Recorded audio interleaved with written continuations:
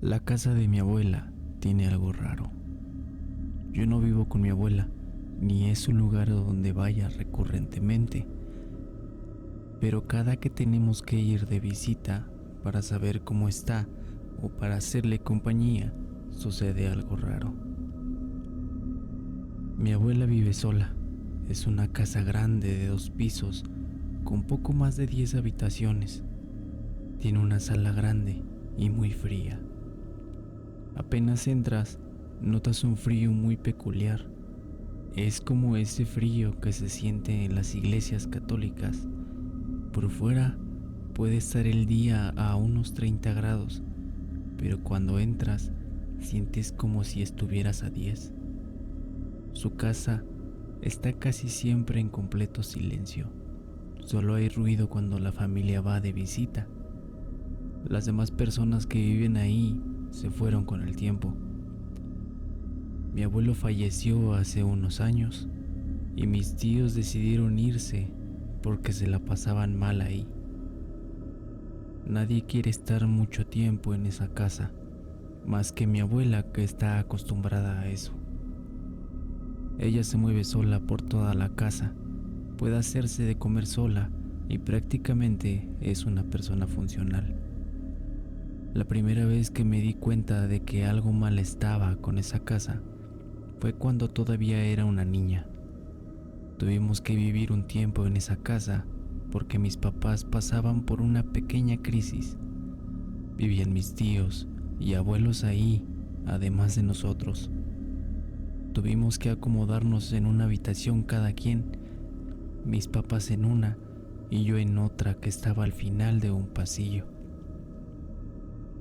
Los primeros días iban todo normal, solo que no me acostumbraba a dormir en esa casa porque se sentía demasiado frío. En las madrugadas había un silencio enorme. Yo tenía problemas para dormir en esa casa, entonces me costaba mucho poder quedarme dormida. Varias veces me quedaba despierta hasta las 2 o 3 de la mañana. Me daba miedo ir al baño por la madrugada porque yo veía algunas sombras. Se los comentaba a mis papás, pero ellos nunca me creían.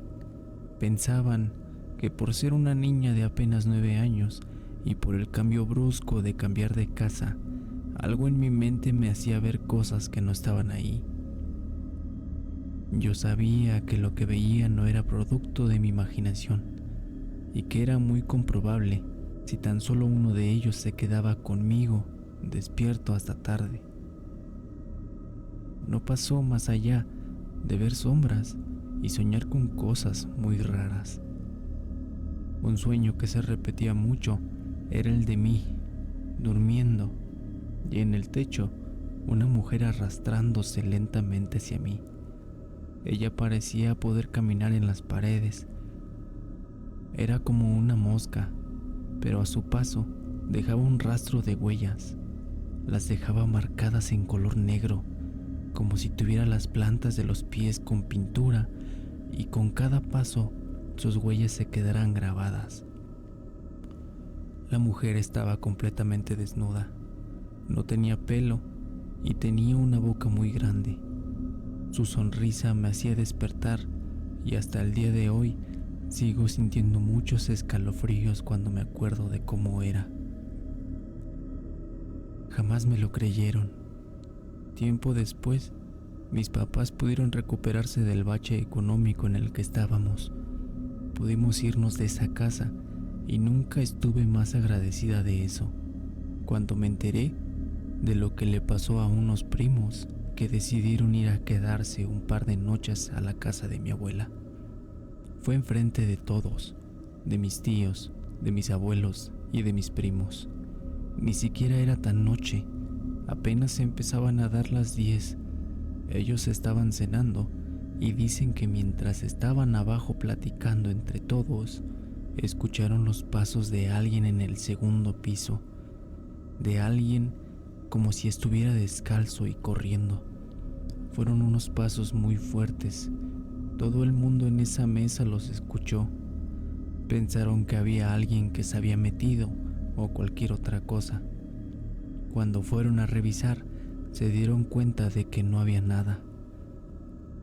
En el último escalón para subir hay una Biblia enorme encima de un mueble que es de mi abuela. Esa Biblia siempre estaba abierta y dicen que cuando iban subiendo para ver qué fue lo que se había escuchado, vieron con mucho miedo cómo las páginas de la Biblia empezaban a doblarse. Era como si algo intentara destruir las páginas. Bajaron corriendo, se asustaron mucho y cuando creían que estaban a salvo de eso, algo tomó a mi primo mayor por la pierna y lo jaló. Comenzó a arrastrarlo hacia arriba por las escaleras. Mis tíos lo sostenían, pero dijeron que eso tenía una fuerza tan grande que ni siquiera ellos dos juntos, más mi abuelo, podían con eso que jalaba a mi primo. Estaban completamente asustados. Era algo inexplicable. Es como que algo que no se ve ni se escucha tiene semejante fuerza para poder con 3 hombres adultos. Mi abuela de fondo estaba llorando. Estaba intentando rezar, pero entre tanta cosa que impactaba, no le salían las frases. Ella dice que en ese momento es como si su mente se hubiera puesto en blanco y su lengua no lo obedeciera. Eso se calmó a los pocos minutos. Esos minutos obviamente se sintieron como horas. Todos salieron esa noche de la casa y se fueron a dormir a la casa de una de mis tías que vive justo a unas cuadras antes. No pudieron dormir ahí y al día siguiente, supuestamente, bendicieron la casa y el padre que fue a hacer eso les dijo que él sentía una vibra muy extraña, que podía notar un olor muy desagradable y que eso no era buena señal. Les dijo que probablemente tenían un problema con el drenaje, que no se preocuparan, que si vieron o escucharon algo raro, fácilmente podía tener explicación lógica. Mis abuelos y tíos no se quedaron conformes con eso. En las noches ni siquiera podían dormir. Con el paso de los días, notaron que las cosas raras habían ido. Parecía que el bendecir la casa había funcionado. Entonces retomaron la confianza de dormir y de quedarse solos durante la noche. El gusto les duró muy poco. A la semana siguiente, cuentan que alguien tocaba las puertas por la madrugada.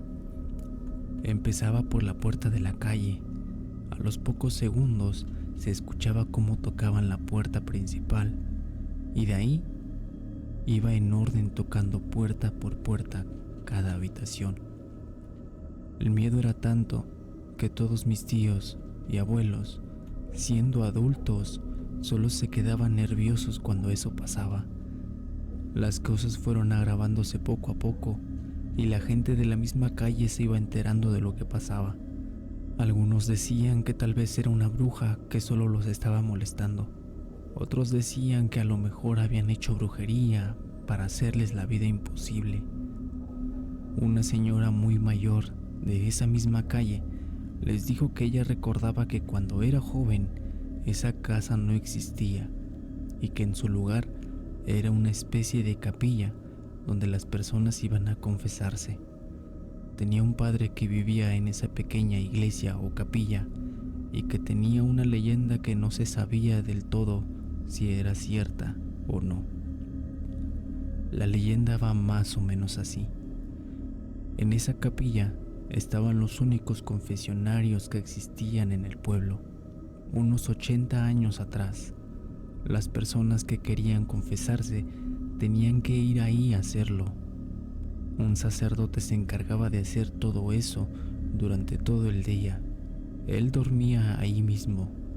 Era como si su casa fuera la capilla. Un día llegó una señora que tenía un aspecto muy raro para esa época. Llevaba a una niña de unos 10 años con ella. Llegó diciendo que su hija necesitaba confesarse lo más pronto posible. El padre las aceptó y decidió confesar a la niña. En cuanto se quedó a solas con ella, se dio cuenta de que la niña tenía una voz que no era suya, parecía una niña con voz de hombre y se reía en la cara del sacerdote cuando él intentaba rezar. La niña dijo que era demasiado tarde para salvarla y que él ya le había ganado. Rápidamente el padre se dio cuenta de que estaba frente a una posesión. Mandó a llamar a otro padre que estaba en la iglesia principal del pueblo y en cuanto llegó, trataron de hacer algo por esa niña. Todo el pueblo se reunió para presenciar con sus propios ojos cómo esa niña tenía la fuerza suficiente para poder moverse, aun cuando varios hombres intentaban mantenerla quieta. Todos quedaron atónitos con lo que veían. El exorcismo duró bastantes horas y no se logró el objetivo que era salvar a aquella niña. Terminó perdiendo la vida, pero todos juran que escucharon como ella decía que ese lugar nunca iba a estar en paz. El tiempo pasó, la capilla fue abandonada y poco a poco se convirtió en un lugar donde la gente iba a hacer sus rituales de brujería. La leyenda se fue perdiendo conforme el tiempo, conforme pasaron las generaciones y el terreno se vendió. Desafortunadamente para la familia de mi papá, le tocó a mi abuela y a mi abuelo comprar ese lugar. Construyeron su casa y hasta la fecha que te estoy contando esta historia, siguen pasando cosas que no tienen explicación alguna. Espero poderte mandar todavía más historias que tengo sobre esta casa.